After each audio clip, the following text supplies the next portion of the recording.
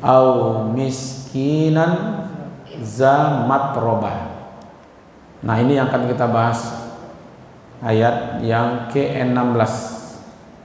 Jadi jalan yang mendaki itu pertama memerdekakan budak, yang kedua memberi makan di waktu kelaparan, yang ketiga memberi makan anak yatim yang ada hubungan keluarga, yang keempat yaitu memberi makan orang miskin yang sangat fakir, ya kan, au miskinan za matrobah.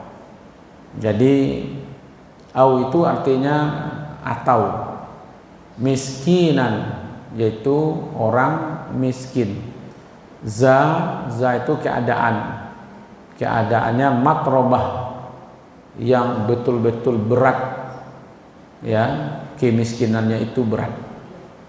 Maka itu kemarin kan kajian kita mencari orang miskin kan. Di waktu Kiai Haji Ahmad Dahlan mengulang-ulang kajian tentang surat Al-Maun. Ara'aital ladzi yukazzibu biddin fazalikal ladzi yad'ul yatim wa la yahuddu ala tu'amil miskin.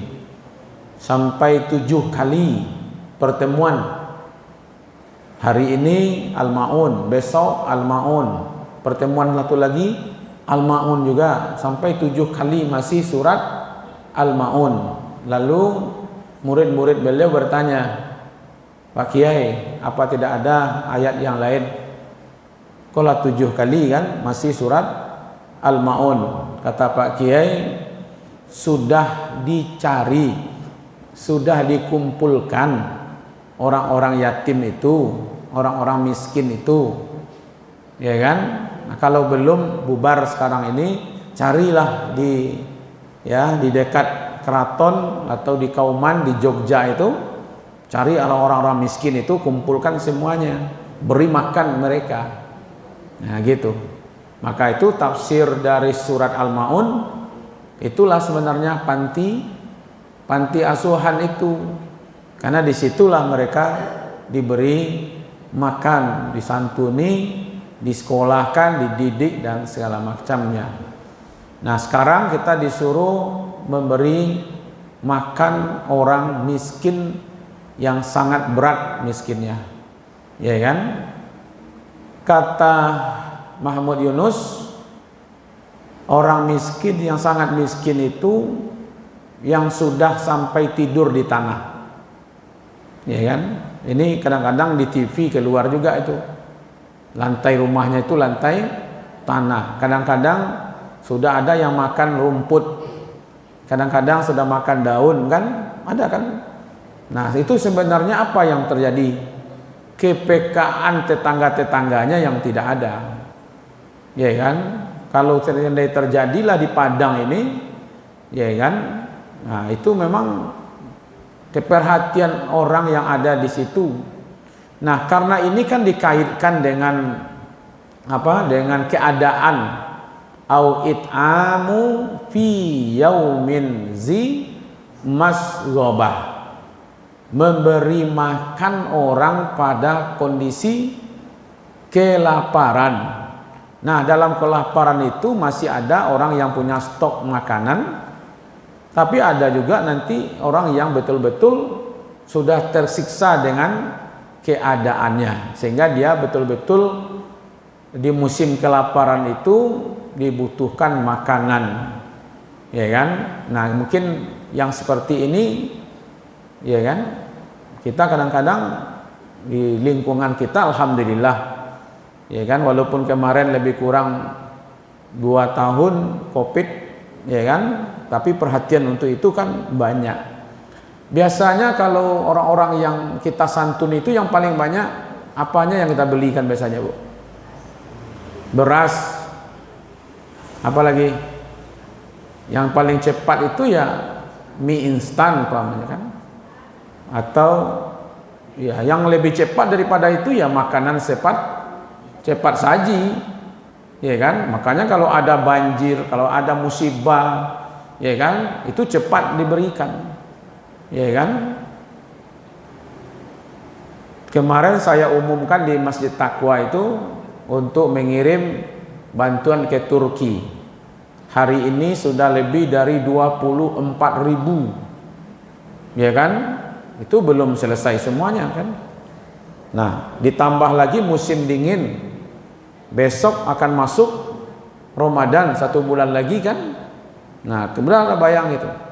Nah, tadi ada jemaah yang harusnya uang itu digunakan untuk akikah anaknya, lalu diantar ke Masjid Taqwa, diserahkan kepada saya tadi. Saya mau relakan untuk dibagikan ke Turki 4 juta rupiah. Tadi itu Pak, ya kan? Ada orang yang betul-betul mau, ya kan? Baik berbagi makanan. Nah, makanya sekarang ini ada satu kebiasaan memberi makan di hari Jumat. Ini kan baru pula ini kan Jumat berkah, padahal sebenarnya setiap berbagi itu berkah, ya kan? Pagi-pagi itu apa kata Rasulullah berdoa setiap hari dulu di waktu beliau masih hidup? Allahumma barik li ummati fi bukuriha. Itu doa Nabi dulu Pak, kepada Allah, ya Allah berkahilah umatku yang berusaha yaitu di pagi hari. Ya, mulai berpagi-pagi itu didoakan oleh Rasulullah supaya kehidupannya berkah. Orang tidak mikirkan di mana dia akan tinggal, di mana dia akan tidur, ya kan? Tapi dia pikirkan apa yang akan dia makan gitu. Saya kemarin sedang menyelidiki, pagi-pagi itu ada orang yang keluar dari becak. Nah, tapi setelah itu dia ketemu lagi, ya kan?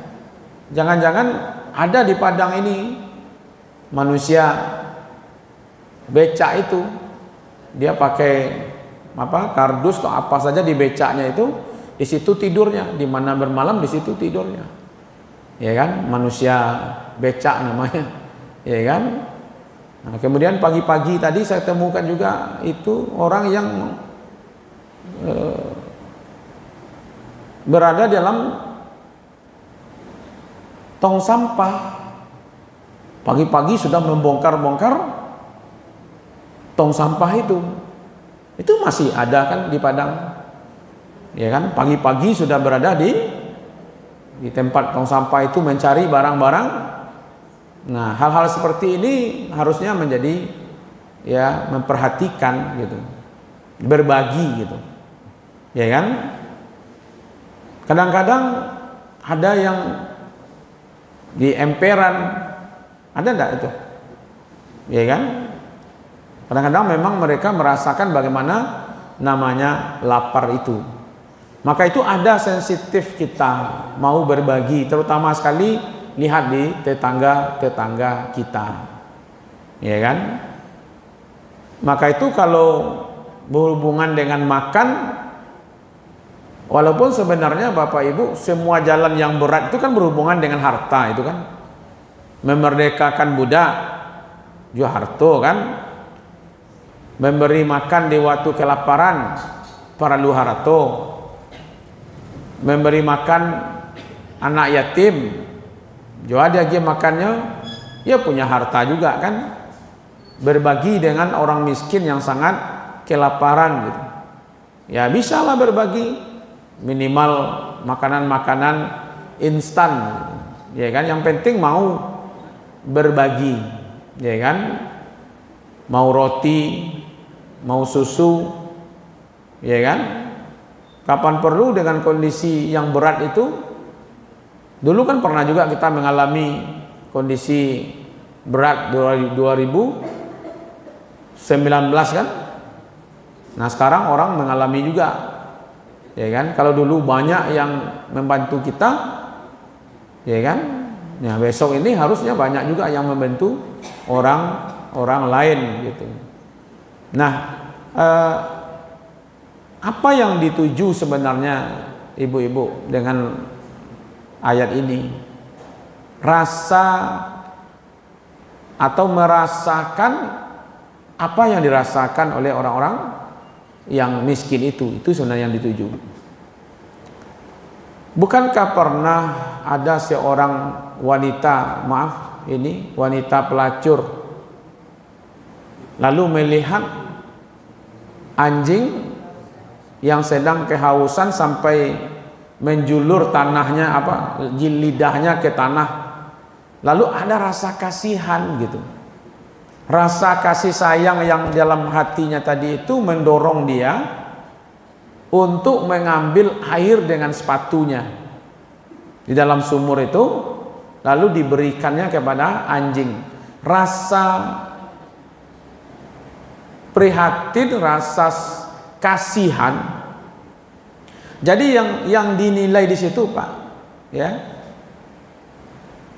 yang dinilai itu ada rasa kasihan itu, melihat penderitaan, ya, penderitaan binatang ini, itu yang dinilai oleh Allah gitu.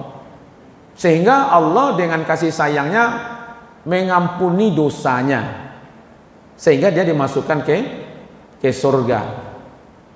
Nah, tapi jangan salah paham lah, Pak. Biko orang-orang biasa kerajaan pelacur tuh nyepelihara anjing siku lah gitu ya. Itu nyagese makan lah, itu loh, Pak. Iya kan? Karena ini pahamnya sebenarnya apa?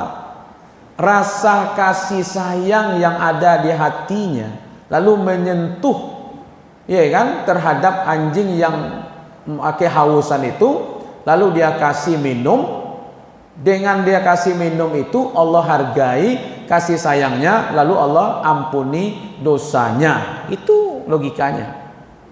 Jadi memunculkan kasih sayang, ya kan? Maka itu apalagi kalau manusia, ya kan, kefakiran itu bisa menyebabkan orang menjadi kufur, kan? Kabarnya di tempat-tempat yang terjadi gempa kemarin, yang di daerah Indonesia ini kan karena adanya orang-orang miskin, lalu dikeluarkan dia dari agamanya karena dia harap bantuan. Karena kemiskinan tadi itu dikasih Indomie, dikasih beras, dikasih ini, lalu dia keluar dari agamanya, dia murtad, kan bisa seperti itu, Pak, ya kan? Padahal sebenarnya dia itu bisa keluar agamanya karena sembako, karena selama ini dia menderita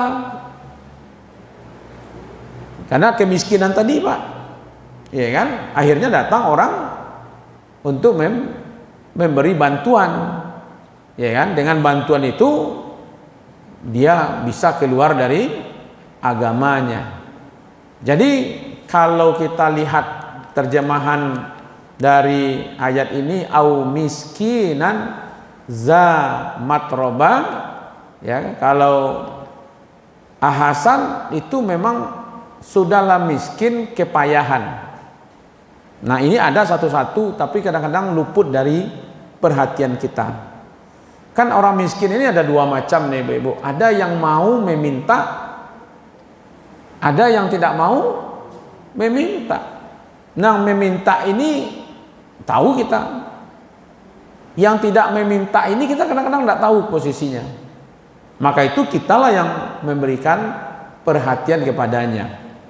Kata Hasbi As-Siddiqi, orang miskin yang sangat membutuhkan itu memberikan makanan kepada orang-orang miskin yang mungkin dia tidak punya pekerjaan, ya kan, atau karena dia dapat musibah, atau dia karena memang fisiknya, bisa karena cacat fisiknya, atau juga karena cacat mentalnya, sehingga dia tidak bisa mencari kehidupan, atau orang yang sudah tua gitu, ya kan? Kemarin itu ada bapak itu dulu waktu masih kuat jual ikan, ya kan, masih berkuat, Pak.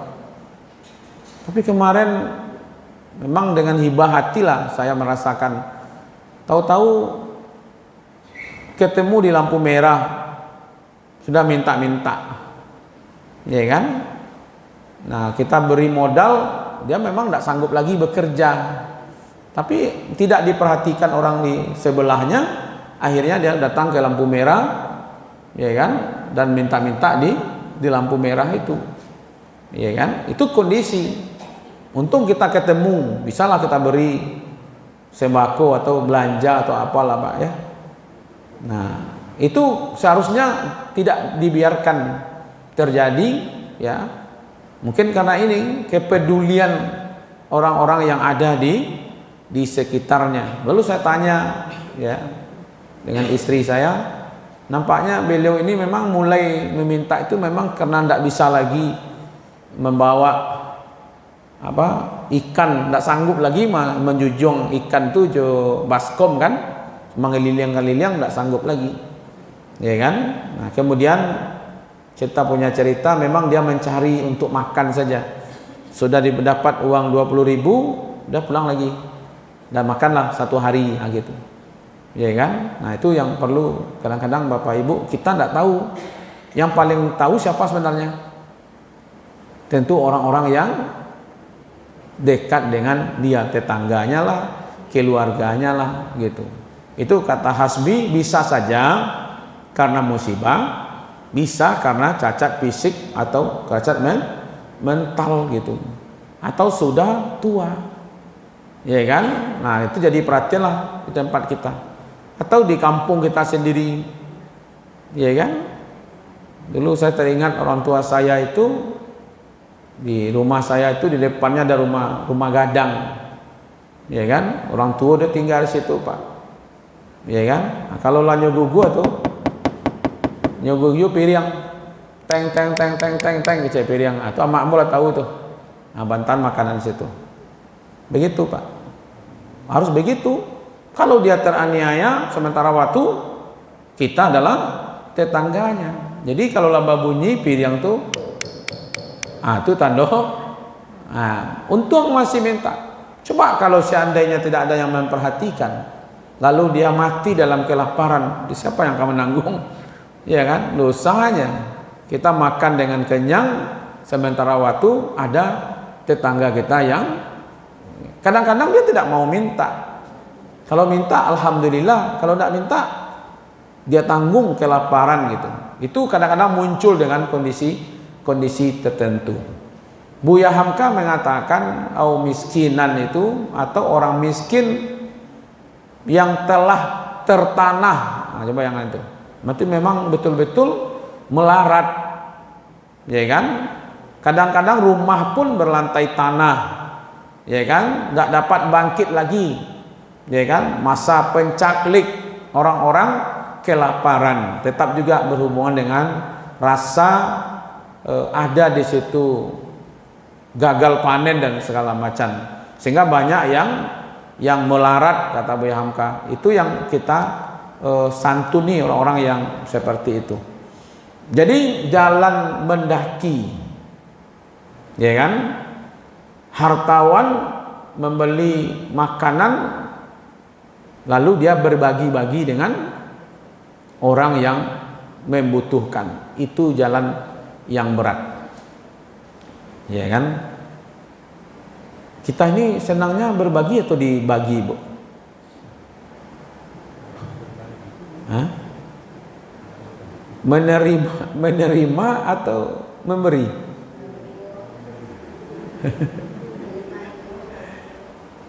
Berbagi sanang belum, menerima tapi kok kare suaranya dan sanang dan menerima, ya kan? Kalau berbagi sanang yo gitu ya, kalau menerima lebih sanang lah gitu ya, ya kan? Jadi sebenarnya jalan mendaki itu bagi orang yang punya harta, diuji dia dengan hartanya supaya dia mau berbagi dengan orang lain, ya kan? Karena dia tidak peduli kalau hartanya itu berkurang, mau berkuranglah, seperti itu, ya kan? Walaupun dalam kondisi yang pencaklik sekalipun gitu. Jadi artinya dia sedang memupuk imannya, keyakinannya gitu.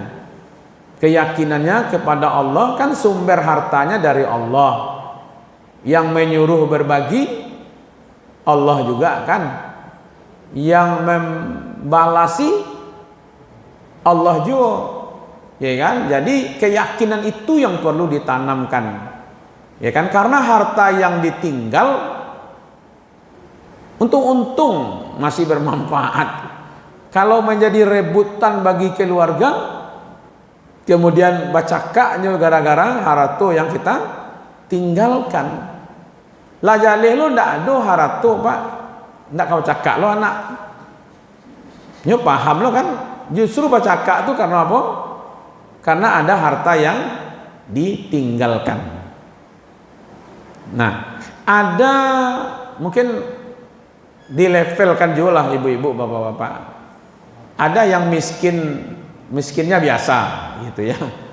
Jadi orang miskin itu adalah levelnya gitu. Orang kaya adalah levelnya. Ya kan? Kalau miskin biasa dia mencukupi ya kan untuk kebutuhan hidupnya. Cuman lebih tidak ada. Ya kan?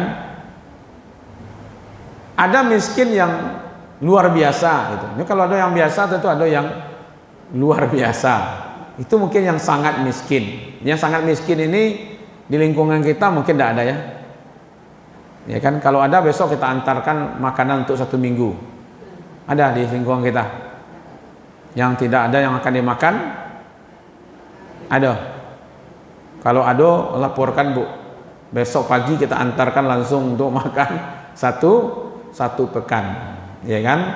Kalau yang sangat fakir, orang tua yang tidak punya pekerjaan, tapi dia masih punya kehidupan, itu diperhatikan.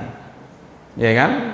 Kalau lah model-model itu kan tidak perlu TV, tidak perlu kulkas, tidak perlu HP. Yang dibutuhkan apa sebenarnya? Untuk makan saja, ya kan? Jadi perjuangan susah payah Pak, gitu. Ya kan? Nah itu yang seperti itu dia tidak butuhkan uang juga. Ya, jangan sangkolanya butuh apa namanya deposito, enggak, ya kan?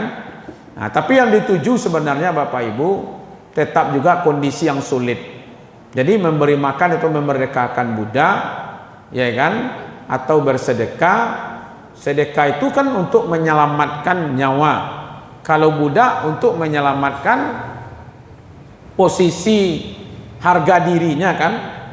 Kalau memerdekakan budak kan untuk tagak samo tinggi, duduk samo rendah. Kalau memberi makan orang miskin, dia sudah merdeka, dia tidak diperbudak orang, cuman keadaannya saja. Berarti menyelamatkan nyawanya dari kematian, ya kan? Maka itu sebenarnya kalau kita memerdekakan budak, melepaskan dia dari belenggu, ya kan, keterjajahan. Kalau memberi makan orang miskin, melepaskan dia dari belenggu kelaparan.